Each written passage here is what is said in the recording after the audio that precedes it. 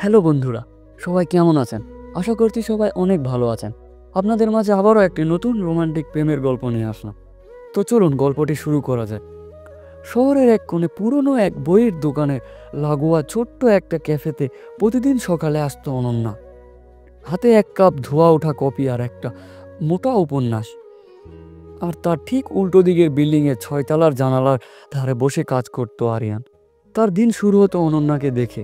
একটা কাচের দেওয়াল তাদের মাঝে।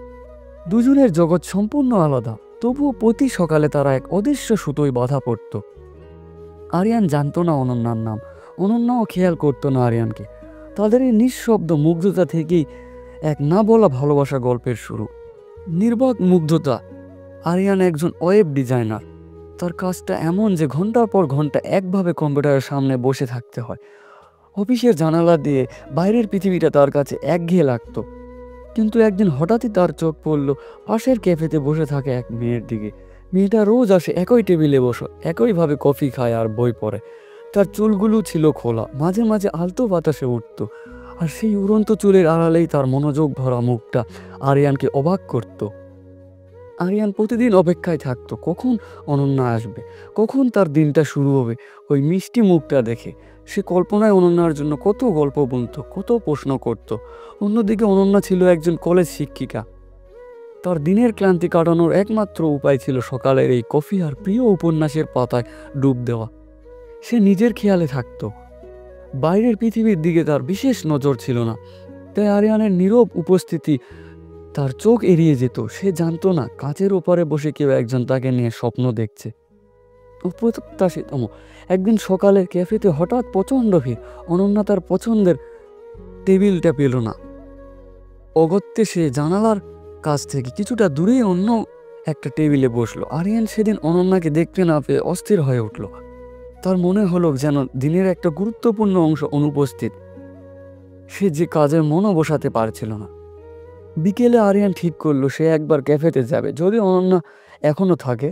কিন্তু ক্যাফেতে গিয়ে সে অনন্যাকে পেল না। হতাশ হয়ে যখন সে ফিরে আসছিল তখনই ক্যাফের বাইরে হঠাৎ বৃষ্টি নামলো। আরিয়ান একটা ছাউনির নিচে দাঁড়ালো। তার পাশেই দেখলো অনন্যাকে, বই আর ব্যাগ আঁকড়ে ধরে সেও বৃষ্টির জন্য অপেক্ষা করছে। এই অপ্রত্যাশিত দেখা হওয়ার মুহূর্তটা ছিল দুজনের জন্যই অদ্ভুত। আরিয়ান ভেবেছিল সে অনন্যার সঙ্গে কথা বলবে, কিন্তু দ্বিধা আর সংকোচ সে কিছুই বলতে পারল না। বৃষ্টি থামলে অনন্যা চলে গেল আর আরিয়ান শুধু তাকে তাকিয়ে দেখল। সেদিন রাতে আরিয়ানের ঘুম এলো না। সে ঠিক করলো পরের দিন যেভাবেই হোক অনন্যার সঙ্গে কথা বলবে। পরের দিন সকালে আরিয়ান ক্যাফের নিচে অপেক্ষা করতে লাগলো। অনন্যা আসতেই সে তার পিছু নিল এবং ক্যাফেতে ঢুকে তার কাছে গিয়ে বিনীতভাবে জিজ্ঞেস করলো, আপনি কি রোজ এখানে কফি খেতে আসেন? অনন্যা প্রথমে একটু অবাক হলেও পরে মৃদু হেসে মাথা নাড়ল। এভাবেই তাদের কথা শুরু হলো। আরিয়ান তার নাম বলল, অনন্যাও নিজের পরিচয় দিল। তারা জানতে পারলো তারা দুজনেই বই ভালোবাসে, কফি ভালোবাসে এবং নীরবে মানুষের ছোট ছোট উপন্যাসগুলো খেয়াল করতে ভালোবাসে। আরিয়ান খুব সাবধানে অনন্যাকে জানালো সে রোজ তাকে তার অফিসের জানালা থেকে দেখত। অনন্যা প্রথমে একটু বিষণ্ণিত হলেও পরে হেসে ফেলেছিল। সেই হাসিটা আরিয়ানের মনে এক নতুন বসন্তের বার্তা নিয়ে এলো। তাদের প্রতিদিন কফির আড্ডা শুরু হলো। তারা জীবনের গল্প বলতো, বই নিয়ে আলোচনা করত, স্বপ্ন আর ভবিষ্যতের কথা বলতো। কাচের দেয়ালটা এখন তাদের মাঝে বাধা ছিল না, বরং তাদের নীরব মুগ্ধতা সাক্ষী হয়ে রইল। আরিয়ান এবং অনন্যা সম্পর্ক গভীর হতে লাগলো। তারা একে অপরের সঙ্গে উপভোগ করত। দুজনে অনুভব করলো যে তারা একে অপরের জন্য তৈরি। কিন্তু গল্পের মোড় নেয় যখন আরিয়ানের কাজের সূত্রে তাকে অন্য শহরে যাওয়ার প্রস্তাব আসে। এই প্রস্তাব তাদের ভালোবাসার কঠিন পরীক্ষা। আরিয়ান অনন্যাকে জানালো তার এই নতুন সুযোগের কথা, যা তার ক্যারিয়ারের জন্য খুব গুরুত্বপূর্ণ। অনন্যা খুশি হলেও তাদের বিচ্ছেদের চিন্তায় মন খারাপ হয়ে গেল। তারা একে অপরের থেকে দূরে থাকার কষ্টটা অনুভব করলো। দিনের পর দিন তারা ভিডিও কলে কথা বলতো, পুরনো স্মৃতি স্মরণ করত। দূরত্বের কারণে তাদের মধ্যে মাঝে মাঝে ভুল বোঝাবুঝি হতো, সন্দেহ বাসা বাঁধত, কিন্তু প্রতিবারই তারা একে অপরের প্রতি বিশ্বাস রেখেছিল, সম্পর্ককে টিকিয়ে রাখার জন্য চেষ্টা করেছিল। অনন্যা আরিয়ানের পাশে থাকার জন্য নিজের শহরের চাকরি ছাড়ার কথাও ভাবতে শুরু করলো। মিলন এবং নতুন দিগন্ত। কয়েক মাস পর আরিয়ান সিদ্ধান্ত নিল যে সে তার নতুন চাকরির প্রস্তাব প্রত্যাখ্যান করবে, কারণ তার কাছে ক্যারিয়ারের চেয়ে অনন্যার ভালোবাসা অনেক বেশি মূল্যবান ছিল।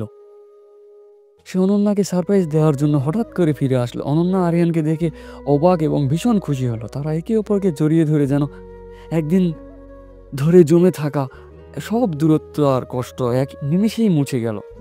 আরিয়ান তার পুরনো অফিসেই ফিরে আসে, আর অনন্যাও তার শিক্ষকের কাজ চালিয়ে যায়। তাদের প্রতিদিন ক্যাফের আড্ডা আবার শুরু হয়।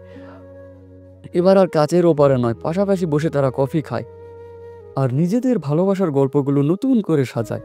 তাদের গল্পটা কেবল দুটি মানুষের ভালোবাসার গল্প ছিল না, শুধু ধৈর্য, বিশ্বাস আর একে অপরের প্রতি অসীম শ্রদ্ধার গল্প। তারা প্রমাণ করলো সত্যিকারের ভালোবাসা কোনো দূরত্ব বা বাধা মানে না, কেবল প্রয়োজন দৃঢ় সংকল্প আর একে অপরকে বোঝার ক্ষমতা। তাদের ভালোবাসা বসন্ত যেন কাঁচের ওপারে নয়, বরং তাদের মনের গভীরে চিরস্থায়ী হয়ে উঠল।